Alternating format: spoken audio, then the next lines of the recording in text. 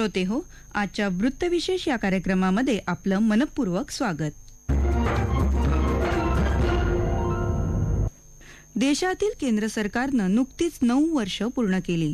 या 9 वर्षांमध्ये केंद्र सरकारनं देशातील विविध क्षेत्रांचं सामर्थ्य अधिक वाढवलं, तसंच विविध लोककल्याणकारी योजना आणल्या, त्या तळागाळातल्या लोकांपर्यंत नेल्या आणि विकासाची गंगा सर्व स्तरावर पोहोचवली. यामुळेच आपल्या विकसित भारताचं स्वप्न पूर्ण होण्यास मदत होत आहे. उद्योग, आरोग्य, शिक्षण क्षेत्रातच नव्हे तर संरक्षण क्षेत्रातही देश स्वयंपूर्ण करण्यासाठी प्रयत्न होत आहेत. संरक्षण क्षेत्रात आत्मनिर्भर भारत निर्मितीसाठी सुरू असलेले प्रयत्न आणि जागतिक स्तरावर संरक्षण क्षेत्रात अग्रेसर आणि प्रगत राष्ट्र म्हणून देशाची नव्याने निर्माण होत असलेली प्रतिमा याविषयी आता तज्ज्ञ व्यक्तींकडून जाणून घेऊया आजच्या वृत्तविशेषमध्ये. श्रोते हो, गेल्या 9 वर्षांमध्ये केंद्र सरकारनं make in India, startup India, digital India आदी अनेक महत्त्वपूर्ण योजनांची योजनाबद्ध आखणी करून देशात आत्मनिर्भर भारत निर्मितीचा पाया रचला.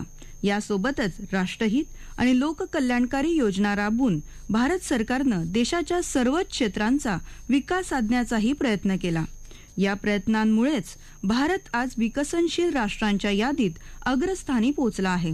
भारताच्या प्रगतीचा वेग असाच सुरू राहिल्यास पुढील काही वर्षात एक जागतिक महासत्ता म्हणून भारताची नवीन ओळख तयार होण्यास वेळ लागणार नाही. त्यासाठी सर्वात प्रथम देशाला स्वयंपूर्ण बनवणं आवश्यक ठरतं. हे ओळखूनच केंद्र सरकारनं प्रत्येक स्तरावर आपल्या देशाला आत्मनिर्भर करण्याचं व्रत अंगीकारलं आहे. याचाच एक भाग म्हणून संरक्षण क्षेत्र आत्मनिर्भर करण्यासाठी सरकारनं अनेक महत्त्वपूर्ण निर्णय घेतले. याविषयी सेवानिवृत्त ब्रिगेडियर हेमंत महाजन यांच्याकडून अधिक जाणून घेऊया. मोदी सरकारला आता 9 वर्ष पूर्ण झालेली आहेत आणि या काळामध्ये आत्मनिर्भर भारत नावाची जी संकल्पना आहे भारतीय सेना दलामध्ये ती फारच पुढे गेलेली आहे आणि त्यांनी खूप प्रगती केलेली आहे. लक्षात असावं, मोदी सरकार यायच्या आधी 2014च्या आधी श्री अँटनी हे आपले डिफेन्स मिनिस्टर होते आणि त्यावेळेला कुठलेही नवीन शस्त्र यांचे करार झाले नाही, कारण त्यांना वाटायचं की भ्रष्टाचार होईल आणि आपलं नाव बदनाम होईल. परंतु त्याच्यामुळे जे आधुनिकीकरण सैन्याचं होतं ते पूर्णपणे थांबवलेलं होतं. आता मोदी सरकार आल्यापासून त्यांनी अनेक पावलं उचललेली आहेत की ज्यामुळे आत्मनिर्भर भारतामध्ये खूप प्रगती झालेली आहे. उदाहरणार्थ, पहिले फॉरेन डायरेक्ट इन्व्हेस्टमेंट होती ती फक्त 40% होती, आता ती आपण 75% पुढे वाढवलेली आहे. त्याच्यामुळे जे परदेशी कारखाने आहेत त्यांचा इंटरेस्ट आता वाढलेला आहे. दुसरं, जी अम्युनिशन वगैरे लागायची आपल्या सैन्याला, तर भारतातले 2 प्रकारचे कारखाने ते तयार करायचे. एक होतं ऑर्डिनन्स फॅक्टरी बोर्ड आणि दुसरं होतं डिफेन्स पब्लिक सेक्टर अंडरटेकिंग्स. आता हे दोन्हीही सरकारी कारखाने असल्यामुळे त्यांची क्षमता ही फारशी चांगली नव्हती. म्हणून आता आपण ऑर्डिनन्स फॅक्टरी बोर्डला आता आपण कॉर्पोरेटाईज केलेलं आहे. तर कॉर्पोरेट प्रमाणे त्यांना काम करण्याला आपण त्यांना संधी देतो आहे, ज्याच्यामुळे त्यांची जी एफिशियन्सी आहे ती खूप वाढलेली आहे आणि त्यामुळे आत्मनिर्भर भारत जास्त मजबूत झालेला आहे. दुसरं, याआधी प्रायव्हेट सेक्टरला आपण कधी पण आत येऊ देत नव्हतो, जे चुकीचं होतं. आता प्रायव्हेट सेक्टर मोठ्या प्रमाणामध्ये आत येत आहे आणि ज्यामुळे आपली एफिशियन्सी प्रचंड वाढलेली आहे. 2 उदाहरणं द्यायचं म्हटलं तर भारत फोर्स नावाचा जो प्रायव्हेट सेक्टरचा कारखाना आहे तो आता जागतिक दर्जाच्या तोफा भारतामध्ये बनवतो आहे आणि भारताच्या बाहेर सुद्धा निर्यात करतो आहे. दुसरं, लार्सन आणि टोब्रो जी एक भारतीय कंपनी आहे ती आता सबमरीन्स म्हणजे पाणबुड्या मोठ्या प्रमाणामध्ये बनवत आहेत. तर याच्यामुळे आत्मनिर्भरपणा जो आहे तो वाढलेला आहे. याच्याशिवाय काही खास पावलं उचलण्यात आली ती म्हणजे ज्या गोष्टी आपण पहिले 70% किंवा 75% आपली शस्त्र आणि लागणारं सामान हे आपण परदेशातनं आयात करायचो. सरकारने वेगवेगळ्या लिस्ट बनवल्या आणि त्याप्रमाणे असं ठरलं की ज्या वस्तूंची नावं दिली जातात ती आता भारताच्या बाहेर आयात केली जाणार नाही, ती भारतामध्येच बनवली जाईल. यामुळे नेमक्या वस्तू, नेमके शस्त्र, नेमके अम्युनिशन यांची लिस्ट बाहेर आल्यामुळे प्रायव्हेट सेक्टरमध्ये त्यांचं काम वाढलेलं आहे आणि ज्यामुळे आता जे आपण गोष्टी पहिले आयात करायचो त्याचं प्रमाण खूपच कमी झालेलं आहे.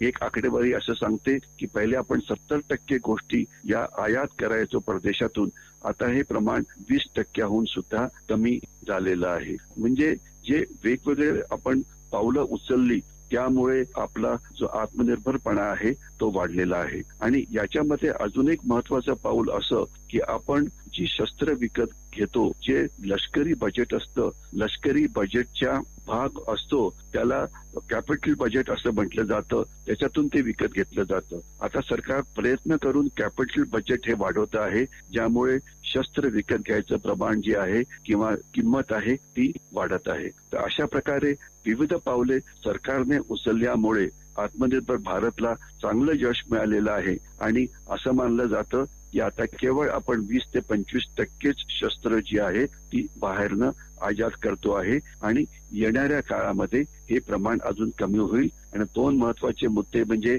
आत्ताच अमेरिकेचे डिफेन्स सेक्रेटरी भारतात येऊन गेले आणि असं मानलं जात आहे की GE-147 नावाचं एअरफोर्सला लागणारं जे इंजिन आहे, जे आपल्याला भारतात बनवता येत नव्हतं, ते आपल्याला आता USA कडून टेक्नॉलॉजी ट्रान्सफर होईल आणि ते भारतामध्ये बनवलं जाईल. त्याच्याशिवाय जर्मनी आपल्याला सबमरीन्स म्हणजे पाणबुड्या भारतामध्ये तयार करण्याकरता मदत करणार आहे आणि पाणबुड्या सुद्धा आता बाहेरनं आयात करायच्या ऐवजी त्या भारतामध्ये बनतील. याच्यामुळे वेगवेगळी पावलं उचलल्यामुळे आत्मनिर्भर भारत नावाचा जो आपला प्रोग्राम आहे हा अत्यंत यशस्वी झालेला आहे. आणि यामध्ये सर्वात अभिमानाची गोष्ट अशी, आपण शस्त्र केवळ आयात करण्याचं थांबवलं नाही, याशिवाय आपण भारतात बनलेली शस्त्र आणि सामुग्री मोठ्या प्रमाणामध्ये निर्यात करतो आहे.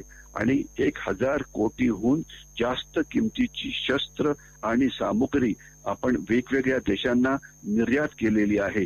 हे सुद्धा आत्मनिर्भर भारत किंवा मेक इन इंडियाचं अत्यंत मोठं यश आहे. श्रोते हो, आत्मनिर्भर भारत किंवा डिफेन्स इंडिया स्टार्टअप कार्यक्रमाच्या माध्यमातून देशाच्या संरक्षण क्षेत्राला आणखी बळकटी देण्याचा केंद्र सरकारचा प्रयत्न हे आतापर्यंतचं एक ऐतिहासिक आणि महत्वाचं पाऊल ठरल्याचं तज्ज्ञ सांगतात. केंद्र सरकारनं भारतीय पायदळ असो, नौदल किंवा हवाई दल या तिन्ही दलांचं आधुनिकीकरण आणि बळकटीकरण करण्यासाठी अनेक महत्वपूर्ण निर्णय घेत देशाच्या संरक्षणाला प्राधान्य दिलं, ज्यामुळे जगात भारतीय संरक्षण दलाचं प्राबल्य वाढल्याचं दिसून आलं. याविषयी संरक्षण विषयक अभ्यासक समीर कर्वे म्हणतात, भारताने अलीकडेच हिंदी महासागरात 2 विमानवाहू युद्धनौकांसह नौदल युद्ध सराव कवायती केल्या. त्यात एक INS विक्रमादित्य होती तर दुसरी INS विक्रांत. दोन्ही विमानवाहू युद्धनौकांचा युद्ध सराव हा जगाला आणि खास करून कुरापती काढणाऱ्या शेजाऱ्यांना संदेश तर होताच, परंतु त्याचबरोबर त्यात भारताचा स्वदेशी बांधणीचा आत्मनिर्भरतेचा प्रवासही अधोरेखित होत होता. विक्रमादित्य म्हणजे INS विक्रमादित्य ही आपण रशियाकडून घेतलेली विमानवाहू युद्धनौका होती, तर विक्रांत ही नुकतीच भारतीय नौदलात दाखल झालेली स्वदेशी बांधणीची 44,000 टनांची आणि सुमारे 30 विमानं किंवा हेलिकॉप्टर वाहून नेऊ शकणारी अशी विमानवाहू युद्धनौका होती. विमानवाहू युद्धनौकेची बांधणी स्वबळावर करणं हा अभिमानास्पद टप्पा आपण गाठलाय, ही चांगली गोष्ट झालेली आहे. कलवरी श्रेणीतील पाणबुड्यांची निर्मिती आपण मुंबईच्या माझगाव गोदीमध्ये केलेली आहे. त्या 6 पाणबुड्या आपण फ्रान्सच्या सहकार्याने आपण इथे बांधायला घेतल्या.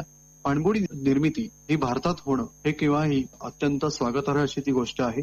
त्या INS कोलकाता, INS विशाखापट्टणम या श्रेणीतल्या विनाशिका आहेत त्या मोठ्या प्रमाणात आपण बांधतोय. त्याच्यात म्हणजे स्वदेशी बांधणीचं जे प्रमाण असतं ते वाढत चाललेलं आहे, तर ही एक चांगली गोष्ट झालेली आहे. आपल्या माहिती आहे की आपले कॅप्टन दिलीप दोंदे, कमांडर अभिलाष टॉमी, तसंच ज्या 6 नौदल रणरागिणी ज्या होत्या त्यांनी कमांडर वर्तिका जोशी यांच्या नेतृत्वाखाली जी सागर परिक्रमा केली, त्याच्यासाठी सुद्धा ज्या आपण नौका बांधल्या त्या भारतातच बांधल्या गेल्या होत्या. या प्रकारे आपण आपल्या स्वदेशी बांधणीचं नौदलाच्या बाबतीत आपण कौशल्य सिद्ध केलं आहे. 2016 मध्ये विशाखापट्टणमच्या किनाऱ्यावरती एक नौदल ताफा संचलन सोहळा होतो, त्याला इंटरनॅशनल फ्लीट रिव्ह्यू म्हणतात. तर तो इंटरनॅशनल म्हणजे आंतरराष्ट्रीय स्वरूपाचा झाला आणि तिथे जवळपास 50 देशांच्या म्हणजे 95 एकूण युद्धनौका आणि वेगवेगळ्या प्रकारच्या नौका त्यात सहभागी झाल्या होत्या. पण ते एक प्रकारचं आपल्या सामर्थ्याचं प्रदर्शन होतं आणि त्यात प्रत्येक देशाला, आघाडीच्या सर्व देशांना आपली युद्धनौका तिथे पाठवावीशी वाटावी याच्यातच आपली शक्ती ते आता कशी ओळखून आहेत आणि आपल्याला ते मान देत आहेत हे त्याच्यात आलं. त्याचबरोबर तिथे अनेक अशी चर्चासत्र होती. त्यामध्ये आंतरराष्ट्रीय विषयांवर चर्चा होत होती आणि तिथे अर्थातच चीन आणि पाकिस्तान यांचं प्रतिनिधित्व नव्हतं. त्यांना पण बोलावणं पाठवून ते आलेले नव्हते. अमेरिका, फ्रान्स, ऑस्ट्रेलिया, इंग्लंड या सर्व देशांना आपल्याबरोबर आता युद्ध सराव कवायती करायच्या असतात आणि त्याच्यातला संदेश हाच असतो की इतर कुठेही काही जर का झालं तर हे दोन देश एकत्रपणे काम करू शकतात असा तो एक संदेश द्यायचा असतो. हा एक नौदलाचा भाग झाला. त्याचप्रमाणे पण जर का हवाई दलात जर का घेतलं तर तिथे पण आत्मनिर्भरतेला आता बळ मिळू लागलेलं आहे. तिथे सुद्धा तेजस ही हलक्या वजनाची अशी लढाऊ विमानं आपण निर्माण करण्याची प्रक्रिया बरीच वर्ष सुरू होती. आता त्याला बळ मिळायला लागले. आता जवळपास हिंदुस्थान एरोनॉटिक्स लिमिटेड ही जी आपली उपक्रम आहे तर त्या सरकारी उपक्रमामधून आता वर्षाला जवळपास आता 12 विमानं तिथून त्यांची निर्मिती होऊ शकते. ती लवकरच ही प्रक्रिया वाढून 30 विमानांची निर्मिती तिकडे होऊ शकेल. ALH ध्रुव म्हणजे हलक्या वजनाचं हेलिकॉप्टर, बहुउद्देशीय हेलिकॉप्टर, ऍडव्हान्स लाईट हेलिकॉप्टर आपण ज्याला म्हणतो, तर त्याची निर्मिती तिथे झालेली आहे.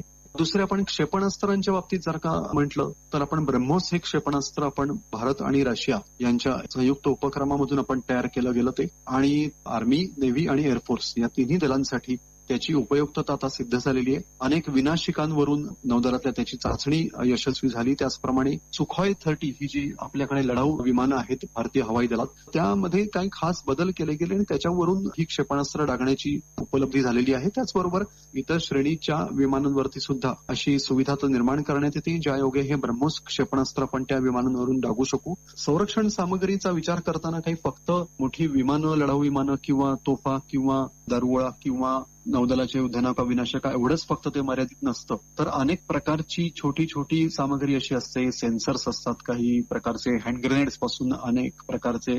तर ह्या सगळ्यांची निर्मिती करण्यासाठी आपण आता जवळपास 2,500पेक्षा अशी लिस्ट आहे की ज्याच्यामध्ये आपण भारतात व्हावी याच्यासाठी आपण प्रोत्साहन देतोय आणि दरवर्षी आपण अशा लिस्टमधून की काही जी सामग्री असते ती भारतातच स्वदेशी बनावटीचीच घ्यावी असा आग्रह या आपल्या धोरणामध्ये धरला जातोय. ही चांगली गोष्ट आहे. आपल्या तरतुदीमध्ये पण म्हणजे संरक्षण आपलं जे बजेट असतं त्याच्यामध्ये सुद्धा आपल्याला जवळपास म्हणजे मोठ्या प्रमाणात या गोष्टीसाठी आपण आता तरतूद करून ठेवली असते की इथे आपण स्वदेशी निर्मितीसाठी त्याला लागणारं जे आर्थिक पाठबळ आहे आपण ते करू शकू असा आपला प्रयत्न असतो. आपण जवळपास 2022चं उदाहरण घ्यायचं तर आपण 11,000 कोटीची शस्त्रास्त्र सामग्रीची आपण निर्यात केली. नंतर आत्ताच्या बजेटमध्ये 70% जास्त ही तरतूद ही आपण आत्मनिर्भरतेसाठी केलेली ही चांगली गोष्ट आहे. संशोधन आणि विकासाच्या प्रकल्पांना चालना देण्यात येते. स्टार्टअप्स आहेत अनेक, म्हणजे आता विकरांची निर्मितीच बघितली तर त्याच्यामध्ये जवळपास 500 असे छोटे मोठे उद्योग होते जे लघु आणि सूक्ष्म लघु उद्योग असतील, म्हणजे त्यांचा खूप मोठा हातभार लागलेला आहे अशा मोठ्या विकरांच्या एवढ्या या मोठ्या ताकदीच्या अशा प्रकारच्या एका सामग्रीच्या निर्मितीसाठी अनेक छोट्या उद्योगांचं पाठबळ लाभलेलं आहे. म्हणजे एक प्रकारे आपण जेव्हा आत्मनिर्भरता म्हणतो तेव्हा शस्त्रास्त्र सामग्री निर्मिती करताना इतर उद्योगांचंही त्याद्वारे बळकटीकरण होत असतं. हा जगाला एक संदेश असतो आणि त्याद्वारे आपोआप इतर अनेक देशांना आपलं जे सामर्थ्य वाढतं तेव्हा त्यांना आपल्याबरोबर मैत्री करायची असते.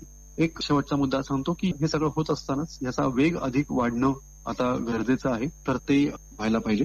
श्रोते हो, केवळ सर्वसामान्यांच्या उन्नतीसाठीच नव्हे तर अंतर्गत आणि राष्ट्राच्या सुरक्षेसाठी तसंच आत्मनिर्भर भारताच्या उभारणीसाठीही केंद्र सरकारनं अनेक योजना आणि उपक्रम सुरू केले. यातील डिफेन्स इंडिया, स्टार्टअप कार्यक्रम आणि देशाच्या सागरी दलाचं सामर्थ्य वाढवणारी INS विक्रांत युद्धनौका यांच्यामुळे भारतीय संरक्षण क्षेत्राला मोठं बळ मिळालं आहे. सरकारनं प्रथमच स्वदेशी बनावटीच्या संरक्षण साहित्य आणि शस्त्र निर्मितीला प्रोत्साहन दिल्यानं देशाच्या उद्योग क्षेत्राला नव्यानं संधी उपलब्ध झालीच. शिवाय आत्मनिर्भर भारत निर्मितीचं उद्दिष्ट गाठणं देखील सोपं होणार आहे. श्रोते हो, आपला वृत्तविशेष हा कार्यक्रम आपण न्यूज ऑन AIR या ॲपवरही लाईव्ह ऐकू शकता. यासोबतच आमच्या मुंबई एअर न्यूज या YouTube वाहिनीवर कार्यक्रमाचं ध्वनिमुद्रण आपल्याला कधीही ऐकता येईल. श्रोते हो, याबरोबरच आजचा वृत्तविशेष हा कार्यक्रम संपला. हा कार्यक्रम आकाशवाणी मुंबईच्या प्रादेशिक वृत्त विभागानं सादर केला. संपादक आणि सादरकर्त्या सरस्वती कुवळेकर, निर्मिती सहाय्य त्रिशरण कांबळे, लेखन आणि समन्वय रवींद्र वसंतराव लोखंडे आणि निवेदन दर्शना जोगदनकर.